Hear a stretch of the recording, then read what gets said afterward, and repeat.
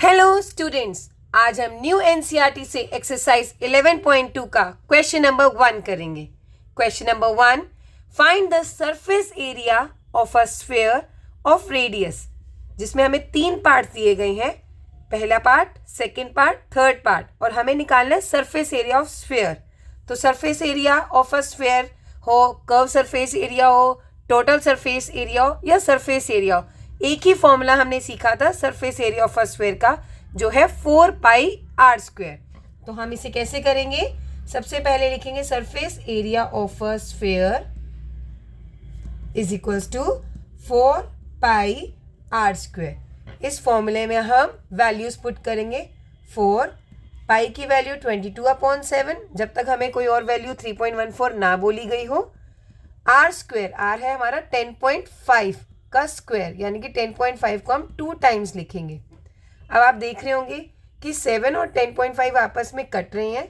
7 1 जा 3, 3.5, 7 5 जा 35। अब हम इन नंबर्स को मल्टीप्लाई कर लेंगे। 4 × 22 × 1.5 × 10.5, और हमारा आंसर आएगा 1386, और यूनिट क्योंकि सेंटीमीटर में दी गई है तो सेंटीमीटर स्क्वायर। ये रहा हमारा फर्स्ट पार्ट का आंसर।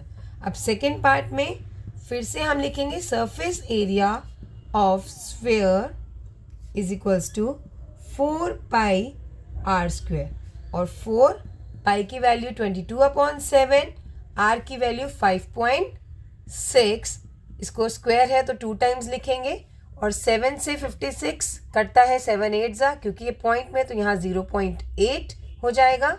तो 4 × 22 × 0.8 × 5.6 का प्रोडक्ट निकालने पर हमारे पास आता है 394.24, और यूनिट लगेगी सेंटीमीटर स्क्वायर।